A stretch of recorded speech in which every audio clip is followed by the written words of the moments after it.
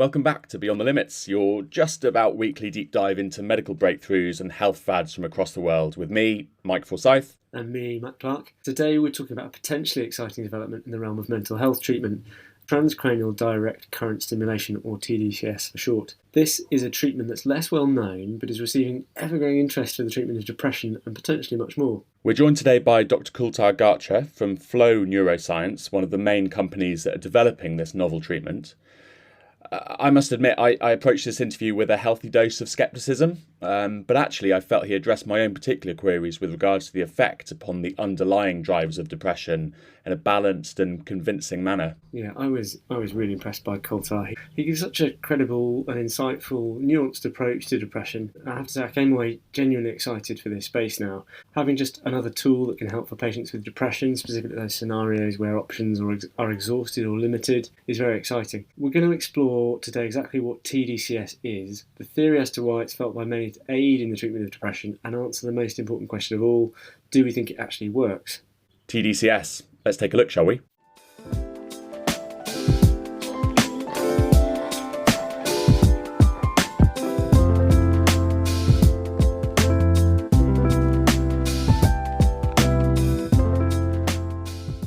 Dr Kultar Garcha, who is a GP and also the Global Medical Director of Flow. Welcome to the show.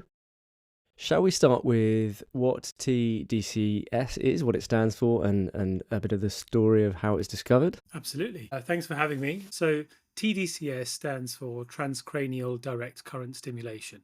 I think you'll see now why we use the letters as opposed to the long form. But what it's doing is sending a very small, gentle current. That's the direct part, but a current. So this is electrical stimulation, and sending it to areas of the brain which are being targeted. The technology itself has been around for many, many years. There was a lot more work done, and there was a pivotal trial in around 2000. And since then, there's been a lot more focus on electrical stimulation, brain stimulation more broadly, and areas of research and which diseases that may treat. The main focus has been around depression. I think that's where the most evidence has been. I'm aware that there's some similar technologies that I definitely learnt about at medical school way back when, such as things like electroconvulsive therapy, and I was a bit more aware of TMS, this transcranial magnetic stimulation. What are the kind of key differences and why are we becoming more aware of that now? It's all a form of neuromodulation, and if we compare tDCS and we look at neuromodulation more broadly, there's different types of devices. So some of this will be implantable, and we might think of some of the treatments or implantable devices that we might have for Parkinson's, DBS for short, electroconvulsive therapy, the ones that we sometimes remember from old films, is generalized. So it's also using electricity. I think the key difference here between ECT and tDCS is the strength. So ECT is 400 times stronger in terms of the current that's delivered, and tDCS is a lot milder. So 2 milliamps. The best way to probably describe that or reference that, it's the same amount of current that 2 AA batteries would do in a remote control. Or if your TV is in standby mode, that's the strength that's being applied. And then that makes it practical. That's why you can use it in a headset, you can use it at home, it's safe, whereas ECT is a lot stronger. And you mentioned TMS. TMS is using magnets. The difference between TMS and tDCS, again, and even ECT, a lot of forms of neuromodulation, they actually cause the brain cells, the neurons, to fire. So you're applying a current or a signal strong enough, and it causes many of the over 100 billion neurons that we have in the brain, but it causes them to fire. tDCS is slightly different. What it's doing is it's encouraging those neurons to fire. And so this is why it needs to take some time. You do treatment over days, weeks, for it to just encourage that firing to happen and then cause the effects over time. Just wanting to ask a little bit about the actual theory of this or the mechanism in terms of how it works, because you mentioned depression, and I understand that this device, that's one of the conditions that this is targeted to treat. So are you able to describe a little bit about the theory about why we think this might work? How is it affecting the brain? How is putting, as you say, the equivalent of 2 AA batteries and stimulating that part of the brain, how is that felt to be helpful? If we look at the brain in particular, its natural language, the way it works, is through electricity, is sending those signals. I mentioned those 100 billion plus neurons. When they all work together, or when many of them are firing, this is over 500 trillion different connections and pathways. So it's just an immense amount of signals being processed and then working together. And what happens is, and we're discovering so much more about how the brain works. And if we look at individual conditions, so if I focus, say, again on depression, where the most evidence is, we've had lots of theories about how that works or how it may come to pass. We know even somehow some of the treatments. But what we can definitely say is we don't understand everything there is to know about depression. And there is so much from varying factors: where you live, how you process, genetics, so many other things, so many components that come in. When we've done scans and studied these, we can identify in many of those individuals that there is an area of the brain. It's the dorsolateral prefrontal cortex. Again, long words, I'll start to use letters again, the DLPFC. That area of the brain in people who have depression isn't firing as much as it used to when they didn't have depression. And so what we're doing, if we think of all those connections, we think of all those firing, when we target that, we're aiming to just start to get that area doing more. Now, the area itself is predominantly around executive functioning, memory and working memory. So the ability to go and do things and then process them. And this is then when we start to stimulate that again, it's really fascinating when you hear some of the stories of many users, when I've got individual patients of mine who use it, to see what effect it has. Things such as, I was just able to get out of bed. I didn't have to think about that. I picked up a piece of work that I haven't done for a while. And it's those things. You don't necessarily feel it straight away, but we know that area of the brain is what gives us that impetus, that initiative, and that area is where we can see the effects of the technology. And just to pick up on the DLPFC, which sounds a little bit like a lower league football team, doesn't it? But in terms of that particular area of the brain, is the reduced activity there, is the feeling that is caused by someone being depressed, or is it the underactivity there that might be driving the depression? And does that matter? So I guess what I'm saying is the fact, if this is actually just a result of depression, that this area is underactive, is stimulating that again going to make any particular difference? Well, it will make a difference for sure, because going back to what you asked, which has come first? Is it that all of a sudden this area just wasn't working quite as well, and therefore that's now led to depression? Or when people are exposed to emotions and scenarios which can cause low mood, and then process those or don't process them in ways that they might or maybe have done in the past, then that's causing that area to get lower. So what we do know is when you stimulate that area again, or when those pathways are reawakened, and they never shut off. It's not an area of the brain that just isn't active at all. It's always firing. It's just not firing, or those connections aren't communicating as much as they would have in the past. So when we provide that stimulus or provide that gentle nudge for them to get going, then it's going back to where we would like them to be, that balance. That's really interesting. And that makes sense in my head, in that the more severely depressed patients that I've encountered in psychiatric placements are just very subdued, aren't they? And that's a kind of hallmark of depression as well, is almost an underactivity or a lack of energy. I was reading about how this DLPFC, this part of the brain, when I researched it, I found actually it's not just specifically to do with depression. It has all of these executive functions that you talked about. And I found it interesting how stimulating that specific part of the brain, as you said, may in fact be just part of the kind of rehabilitation for someone who's depressed and allowing them to engage with those things that they like again. And I'm just curious how it's actually used on the brain. Do people have to engage with the things that they like doing when wearing this, or is it a case of they just sit still? The headset that Flow developed and we use, and we've got over 40,000 users now. It's meant to be used, and it is used at home. So you can go about your normal day. So walking about, you can read. We have got some behavioral activation courses, almost like an introduction to therapy. We've got some of that you can also do while you're using the device. There is research, and we're looking to explore this further as well, to say, are there particular tasks that you could do either before or maybe while stimulating that may have an even greater effect and improve those things. There has been some research before, again, not just limited to our headset, but the technology more broadly.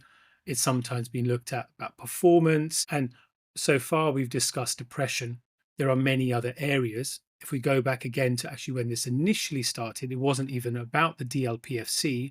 It was in the motor cortex and the areas which are controlling motion. So there's research around there and the effects that it has as well on that. I guess just to briefly play devil's advocate, as I often end up doing on these podcasts, I just wanted to put forward a thought I'd had, and you alluded to this at the start, in terms of that we don't entirely understand depression fully yet.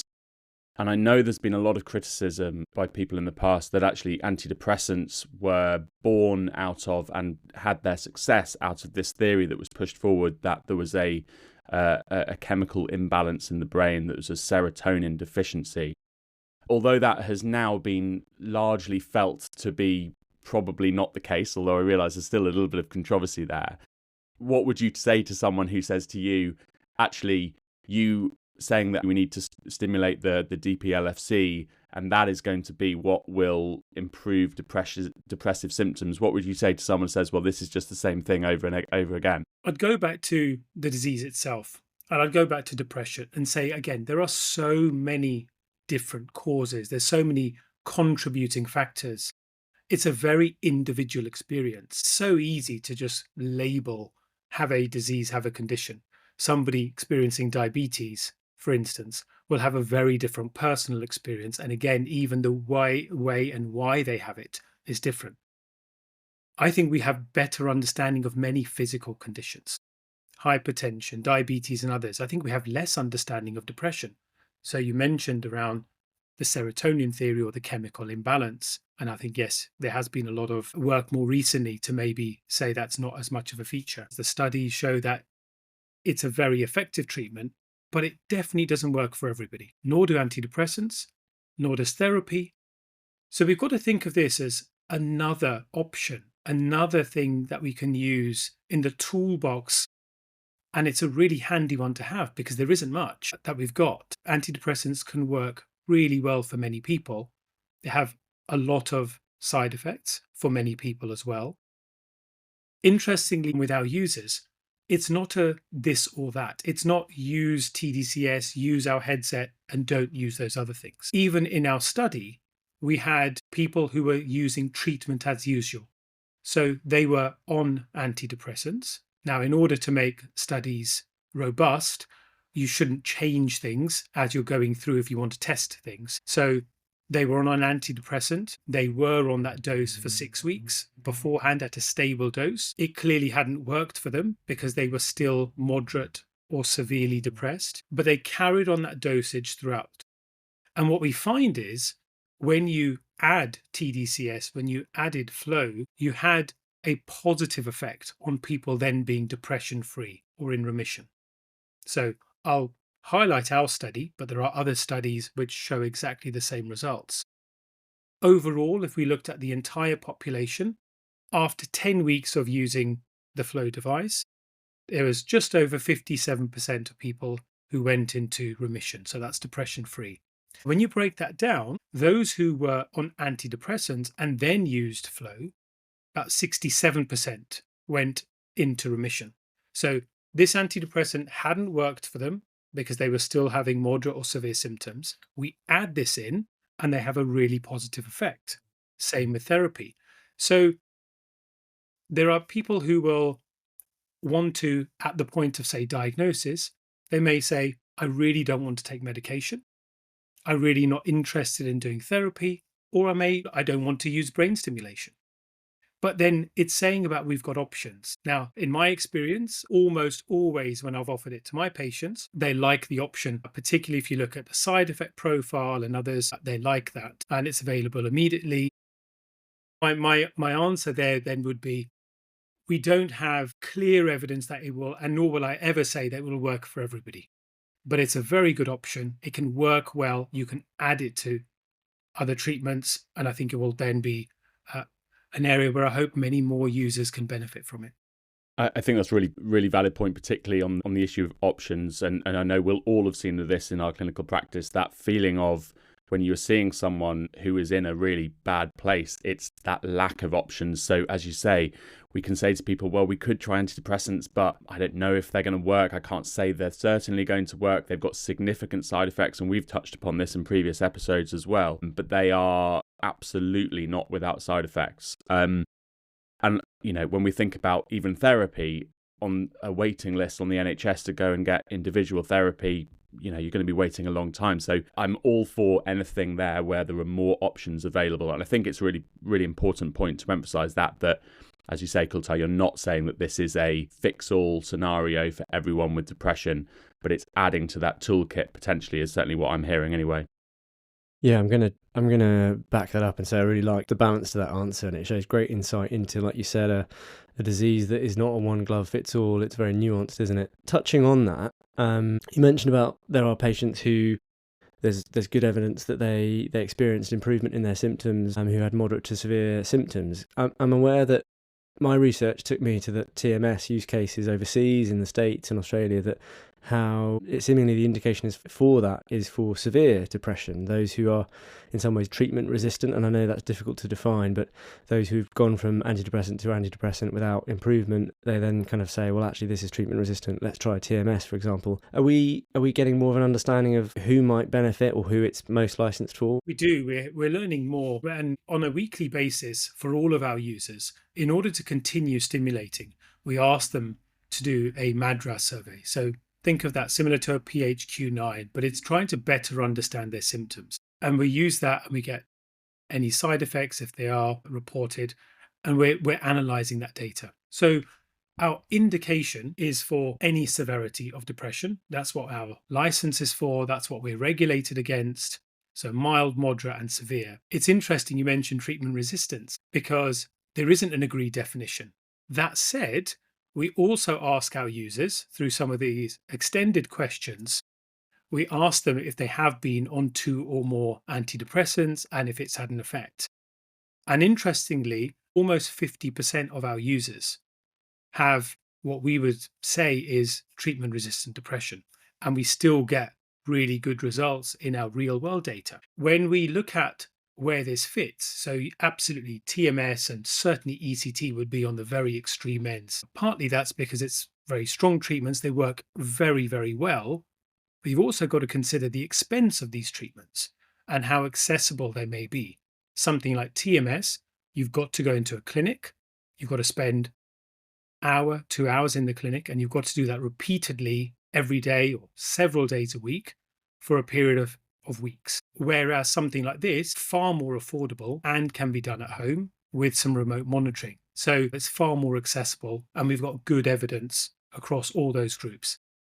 With that, if we probe that a little further, of course, those who have a milder or have had depression more recently, we are seeing that they get better results. So more of those people will then be depression-free if they follow through. Those who have treatment resistance or very severe depression will still get results. They will still have improvement, but the number or the percentage of those individuals who go into remission is less. Kultar, you mentioned some of the results that you've found in the studies. Is this something that has gone through the rigor of scientific research? I realise there's potentially a lot of studies that have been done there, but are you able to just give us an idea about what this has actually demonstrated? Absolutely. I will break that up into tDCS more broadly and the evidence around there, and then I'll go in a little bit more detail around our device and the results we've had. I mentioned tDCS as a technology has been around for many, many years. Over the last 10, 15, certainly the last 10, there's been really some good, strong evidence and meta-analyses, systematic reviews, really looking at the robustness of the evidence. And we would say that now, and it's sort of class A, so it's very strong evidence for the positive effect it has for depression. There are other diseases that it can cover, but if we focus on depression, we can see that it definitely has good results.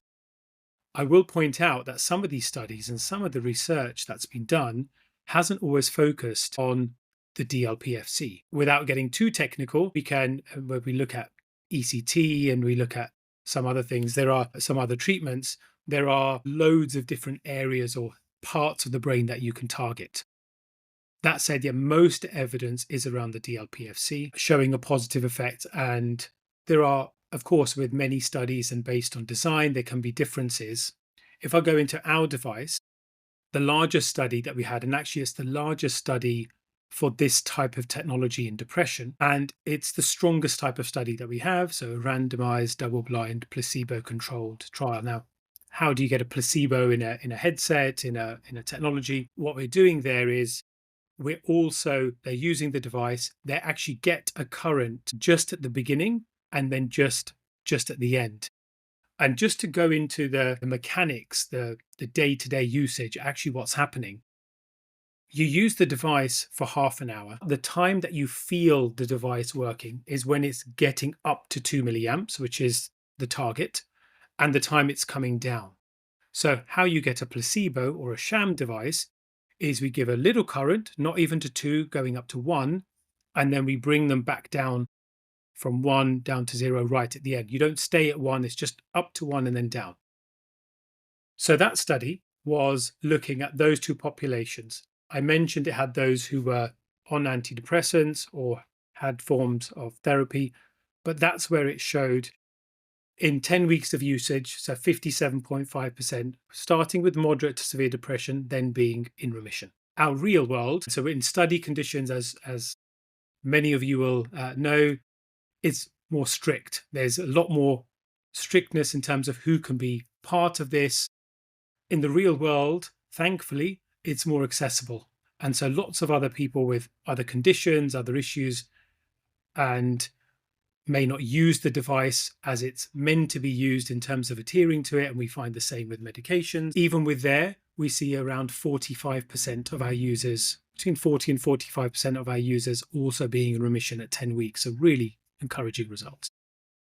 Yeah, thank you for explaining that. I was going to actually pick up on and ask you directly how you avoid this concept that we've spoken about before of functional unblinding, because the understanding I had is that it does cause this slight tingling sensation on the temples. So thank you for explaining that just in terms of how that works from a placebo effect. This is all sounding very promising. If there's a technology that's so efficacious, what I really want to know is the practicalities and how is it actually done? How do patients wear this? How long do they have to wear it for? How is it expensive? Talk us through how it actually works. So the device itself doesn't even need to be prescribed. So this is actually available over the counter, and the majority of our users are those who have been self-purchased. And you can go to Boots online. You can obviously buy it direct from our website. The cost is £400.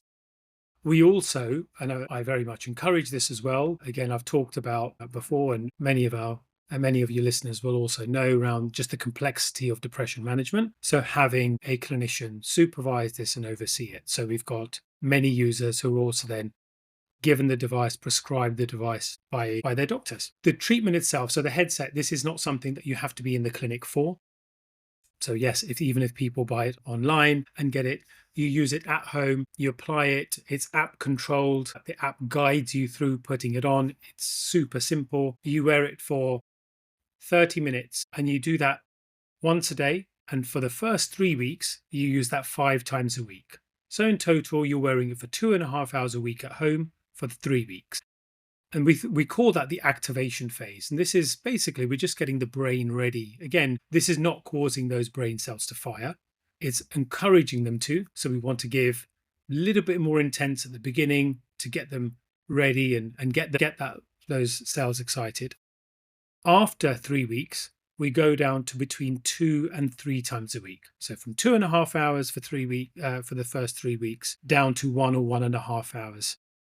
And we encourage, and our guidance is very much that you continue that for at least 10 weeks. So 10 weeks, we start to see effects even at 3 weeks. So over 70%, about 75% will have noticeable effects even at 3 weeks, but we want these to be long lasting. We know about how many people with depression can relapse. So we say a minimum of 10 weeks. And then depending on their chance of relapse, the chance of symptoms coming back, or how many symptoms they continue with, that can extend for longer. The benefit of having your doctor and clinicians oversee this is they can actually customize the treatment. So we've had a lot of safety protocols in place. When people buy this online, they use it themselves. Because this is a treatment, it's locked. You can't overstimulate. You can't say, I've had half an hour a day, or I feel like I want to have a bit more. I'll put it on again and keep on stimulating. It's locked. And the only way that that can be changed is then if you have a clinician oversee it, who then has access to the back end and then can change the protocol depending on the severity or how that user is doing. That's interesting that it can be locked. I mean, is there, when you say without the oversight of a clinician, are there cases where it's advisable to have more use, or have a clinician kind of advise more frequent use? We have a number of pilots which are happening in the NHS. So right now, if somebody was to go and buy the device, you'll have those 5 for the first 3 weeks, those 5 stimulations. You then go down to 2 stimulations. In the trial that we held, and also now in all of the NHS pilots that are happening, you go, instead of 2 a week, it's 3 a week. In my experience and in the patients I've used it with, I tend to find, or I almost always will put them on 3 times a week. Some are fine with 2, but I allow that 3 times a week. And there are some who will need longer. So at 3 weeks, if they haven't had as much of an effect, we might continue 4, even 5 for a few more weeks. And because we've got those scores, because we can see how they're progressing, as well as obviously having the discussion with them, we can then say, let's tailor this. Let's monitor, let's see, let's increase, let's decrease, depending on how things are going. This isn't available in the NHS currently, am I right in saying that?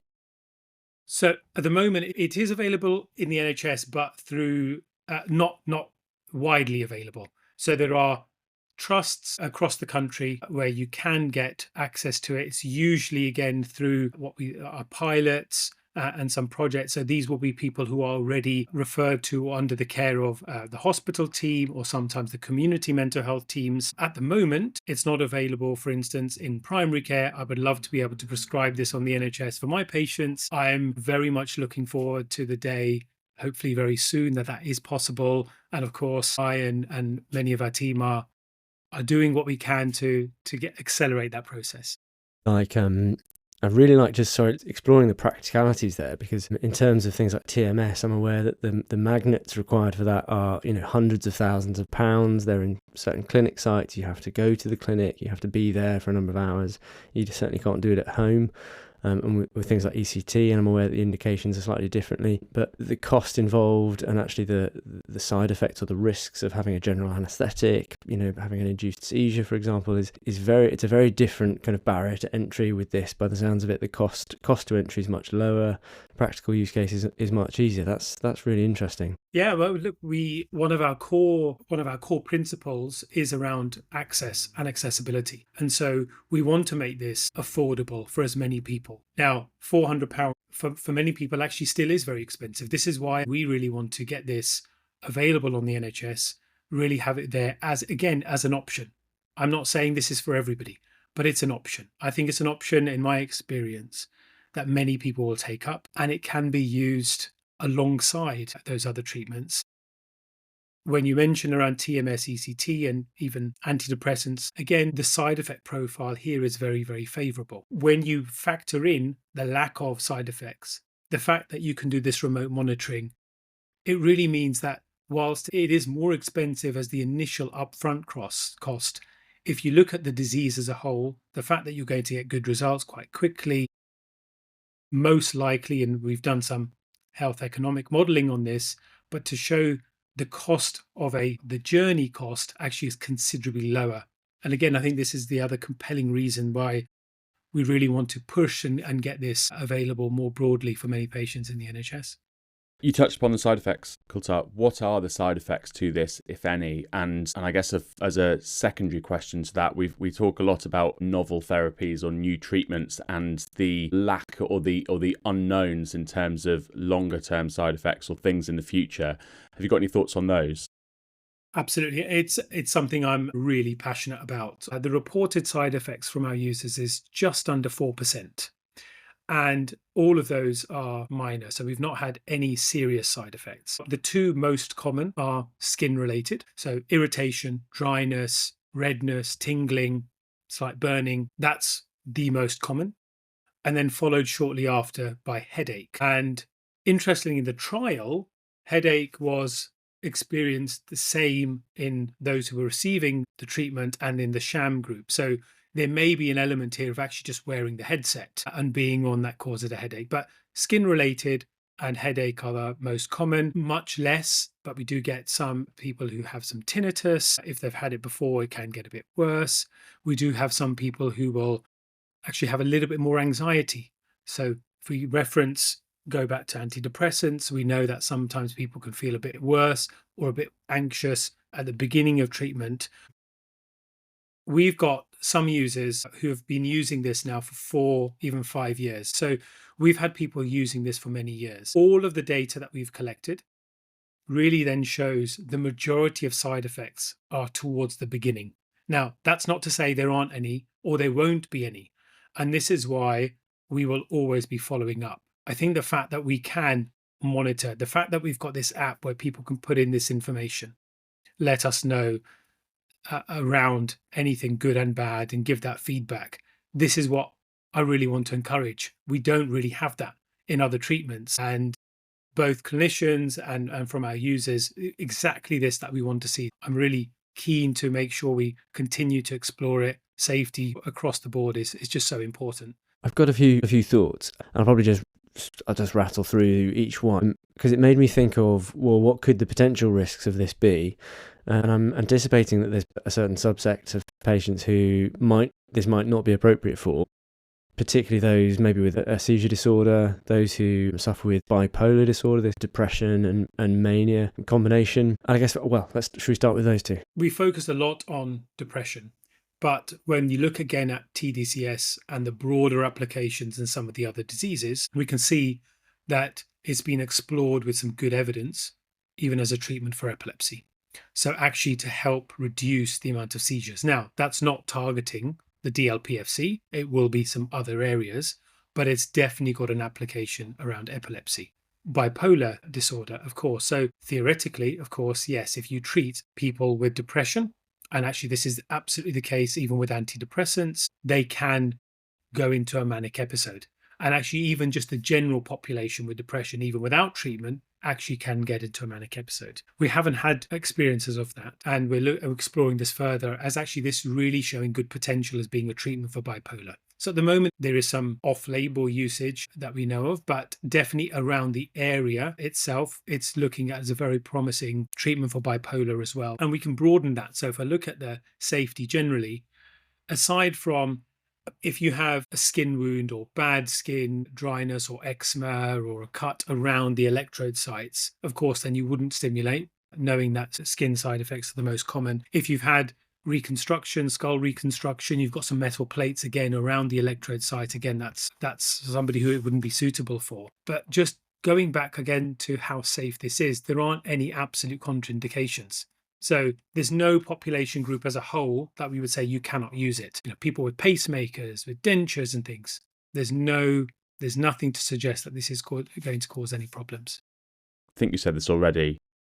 So there is not a situation where anyone taking other medications, so taking a combination of different antidepressants, that doesn't preclude them from using this in any way. No, it doesn't. This can be used as monotherapy, but it absolutely can be used as an adjunct. And this is in the real world as well. We can see that it's not just as an adjunct. So it's not in addition just to antidepressants, but many other medications. So if people have all sorts of physical health comorbidities, but even other mental health conditions, using it alongside, there's lots of evidence across our users to show that it doesn't have any effect. We're learning more day by day But at the moment, no, there is no indication that taking alongside that has a negative effect on this treatment. That's great. I'm going to ask about how you see the future for tDCS. It sounds like there's an ambition for this to be ubiquitous throughout primary care and available and accessible for anyone suffering with troubling depressive symptoms. I guess, how do you see the next couple of years or even the next decade? So I'm just really excited about this space more broadly. There is so much about depression that we don't know. But let's for a second sort of probe depression itself. Think about perinatal depression. So antenatal, postnatal, that subset. Think about adolescence. Now, the treatment options there are far more limited. I really think this has got an amazing use case, and we'd love to do the research and just exploring those. If we think about those who are going through perimenopause and menopause and having mood issues. So we've got depression. That's the indication of usage at the moment. My overall practice, I really understand diagnoses and conditions. Like, of course, I work within that framework. But at the same time, why should it be until you reach a certain point? So what I'm equally excited about is to mood more broadly. So what about if there are precursors, similar to how we have, say, pre-diabetes, or if people are starting to get a high blood pressure? What if we start to see there are aspects of mood here that may turn into depression? What about having it there as an option? So even before it starts, as almost like a preventative space. And then on the other side, what about if you're well, and what are the opportunities here about performance? So we talked earlier about, could you be doing something either at the point of stimulating or before that could enhance the effects? What about the opportunities here of using brain stimulation to enhance or get you even better as a baseline? I think that's a really fascinating area to explore around sort of depression and mood. And then we've got all these other conditions. Now, again, so really excited about this because we've got some good evidence, and this is again not just around flow, but the technology around substance misuse, pain and chronic pain, fibromyalgia, neurodivergence, Parkinson's, dementia, and general cognitive issues. So there is just here so much to explore. Where would I like to see it? Again, very much evidence-based, really working along the science. That's our fundamental principle. And working and exploring these, doing robust trials, making sure that we build it up, always being careful about the safety aspect as well. But I really then seeing this being far more universal across many disease areas, and definitely penetrating far more in the depression and low mood space. Can I just touch on something there? Because you mentioned the word performance, and I've been thinking throughout this about this idea of stimulating or encouraging the brain cells in the DPLFC, the lower league football team. My lower league football team definitely needs caffeine in the morning and are getting relegated until I've had that caffeine. And then it got me thinking, wow, maybe I should be putting on one of these devices while I have my caffeine. And it got me excited when you mentioned the word performance. And I guess, does this open the avenues for research of, could we all be thinking more clearly and having higher executive function with these devices? Is that a work in progress? Kultar, I'm sorry about Matt. He just always wants the 1%. He wants to get these PBs on Strava. So just feel free to ignore him on this. No, look, I'm actually equally excited about this. Now, I'm really fortunate, and I'm really fortunate that I don't suffer with depression. I haven't suffered with depression. I have had very personal experience about people around me who have. That said, where I can, I always like to try. If I'm recommending a treatment, if I'm recommending somebody to go and exercise and do things, I should do it myself. Because of the safety profile here, I have used the device. Now, I'm not going to say, this is not evidence-based. I will say anecdotally, on me alone, and a few other users who I've spoken with who don't, it has helped my focus slightly. I don't have the best focus at times. It's helped me. Now, whether or not that's a placebo, I don't know, but I definitely felt the effects. So we are exploring it. There is some evidence, again, around this helping with performance. How does that look? What does that look like? Definitely an area I'm super interested in. I think it does have a role to play. I'm very optimistic that there is a space here that we can look at. And I know that technology in other forms was used performance. So it was trialed in athletes. tDCS in a form was used, I think, by one of the Olympic teams, if I remember correctly, to enhance their performance. And it was around that 0.5, that 1%. But at that level, actually, it makes a big difference. Yeah, because I've read about these TMS clinics in China where people go in their lunch break and just have this therapy as a way of enhancing themselves. So it piqued my interest. So just drawing to a close here, you've just touched upon the future and what this might entail, but certainly at the moment, it seems to me as though the use here, or the particular use, is for people who perhaps would otherwise be prescribed antidepressants, or for whom antidepressants are not working, or they're contraindicated, or their side effect profile or their risk outweighs the benefit. And I guess the reason I say that is because I'm conscious of everything being oversimplified these days in terms of people saying, right, depression, I'm feeling low, I'm feeling bad, this will fix it. And I know you've touched upon this already, but I'm just conscious that, this perhaps doesn't or might not have the effect in someone who is going through difficult life situations where they've got this reactive response to a stress or a bereavement or something in their life. Is that a fair summation in terms of what's happening right now? It is. And I think, again, we absolutely need to be careful. I'm not saying to pick up a headset as soon as an experience happens. Being low is a very normal and natural and the right response to have to situations. So this is not to say, right, immediately let's turn to, and we don't, and we wouldn't prescribe in that scenario. Similarly, even though this seems to be very much safer, it's still not the thing to say, right, just use this. So there is a lot around just the educational space around this is what emotions are, this is how we process them. It's very normal to have these reactions and these adjustment reactions to conditions. Where we have, say, a diagnosis or those who have those chronic symptoms, absolutely. I think here, one of the challenges that I have in my area, I think many people around the country and in other countries, again, will find is sometimes it's easy to prescribe. I mean, look, I've been guilty of this when I would love for somebody to be referred into therapy and go through behavioral therapy, but the wait lists are very long and they're really struggling. And of course, we don't want them to. So they may not want to. I may not be massively keen on prescribing, but it's what I have available to me because at least it's something. And here, it's immediately available as well. And even while they are waiting. So why not try? It's very low risk. And this is, I think, the area where we can. If you're not really responding to treatments or having a suboptimal response, you can add this in. You could also use it right at the beginning, even while you're exploring other treatments. Let's see how that space unfolds. In terms of concluding thoughts, I'm just going to chime in with it's been wonderful learning more about this. And I think lifting some of the stigma around, for example, devices that you might put on your head, like you mentioned earlier from these old films that we've kind of all watched maybe as in black and white, and how these devices are absolutely unrelated to these. Mike, have you got any kind of final thoughts on this? Nothing beyond that, just to say thanks for your time, and I'll be really interested to see what the future holds. Kultar, where can people find out some more about this or hear from you? So the easiest way to get more information is going on our website. That's at Flow, so flowneuroscience.com. It has a lot of information. There is a section of the website which is also then for healthcare professionals. If you want to then use that for patients, there's a way of onboarding and having access to being able to customize those treatments.